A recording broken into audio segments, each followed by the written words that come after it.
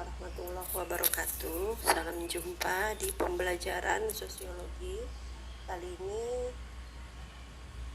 kita akan bahas tentang perubahan sosial, ya.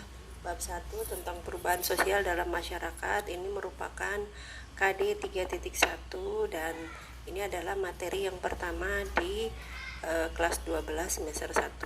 Oke. Lanjut. Nah, Ibu beri narasi sebuah gambar tentang bencana alam yang terjadi ya beberapa tahun silam di Indonesia ini. Ya, ini adalah tsunami. Ya.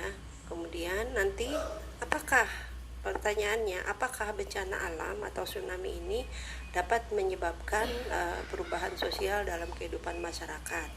Kalau kalian setuju, silahkan berpendapat, dan kalau kalian tidak setuju juga silahkan kemukakan pendapat kalian nanti melalui voice note saja, ya.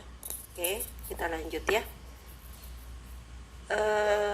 Ini adalah tujuan pembelajaran di semester 1 ini pada bab perubahan sosial di masyarakat di KD 3.1. Oke, nanti kalian bisa baca di sini. Kemudian ini adalah materi tentang perubahan sosial, ya.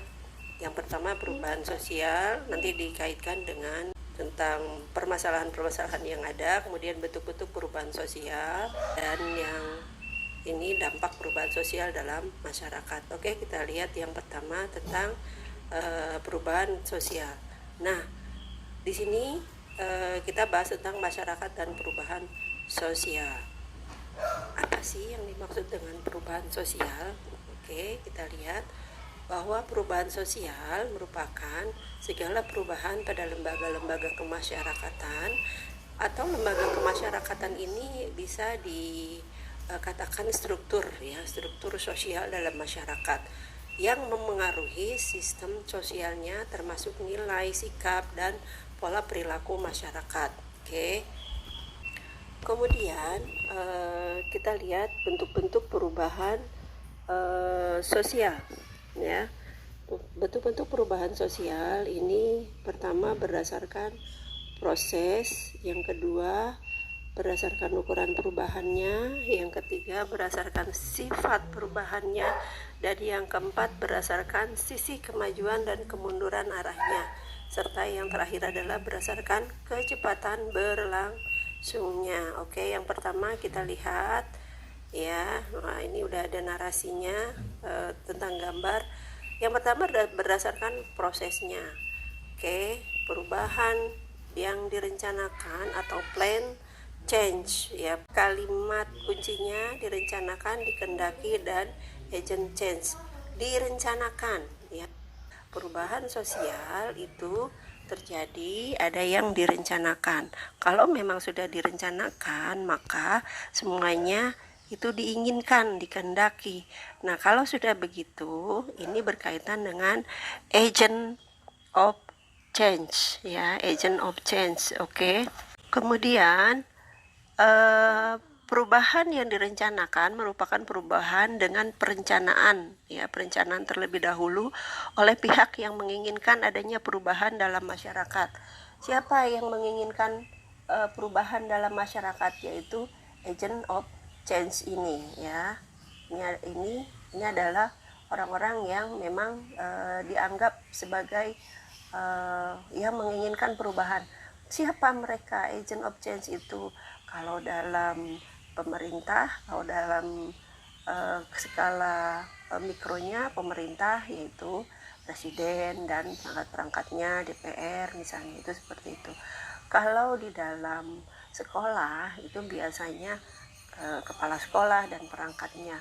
Kalau di keluarga, siapa agent of change itu?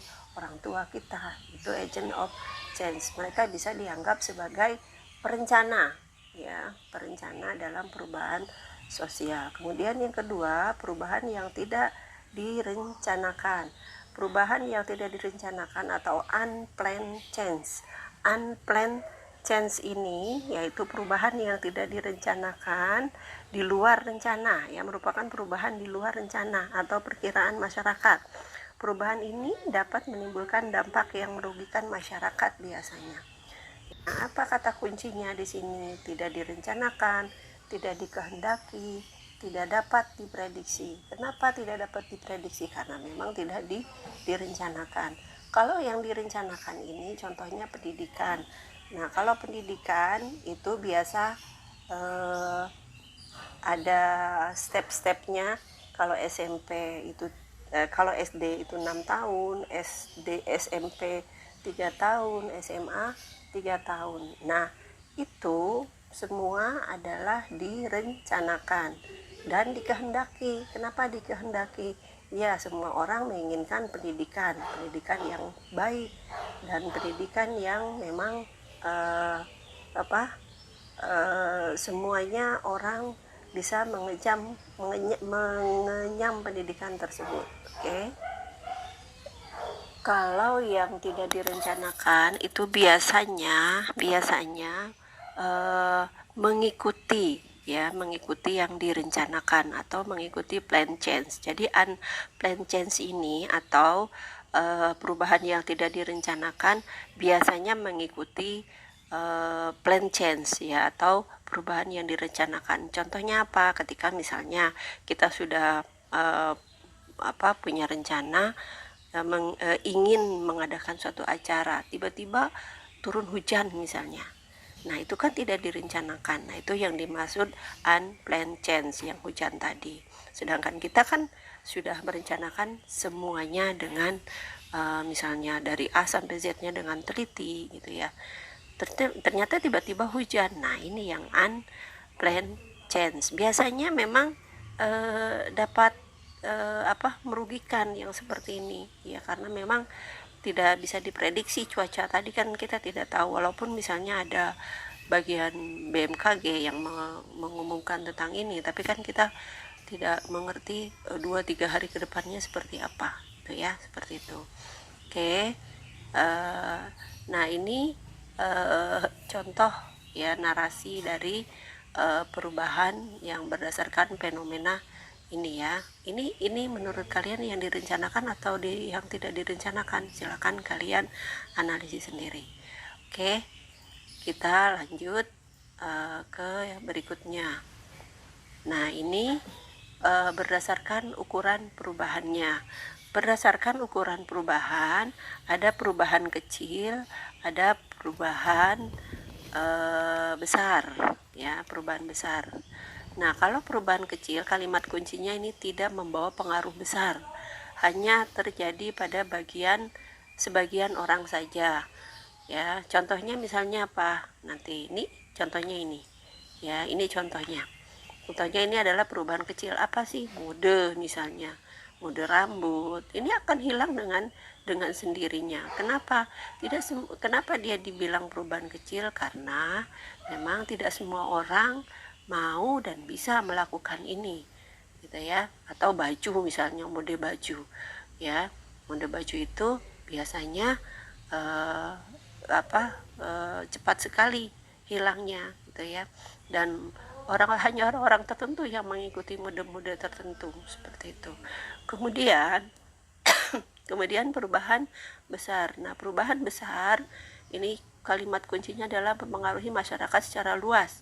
Jadi dampaknya ini sangat luas. Kemudian mempengaruhi sistem sosial masyarakat. Nah, kalau perubahan yang besar ini bisa didefinisikan perubahan yang memiliki pengaruh sangat besar terhadap struktur sosial yang ada dalam masyarakat. Perubahan ini berakibat langsung pada masyarakat, ya, gitu. Oke, demikian pembahasan kita kali ini. Terima kasih. Wassalamualaikum warahmatullahi wabarakatuh.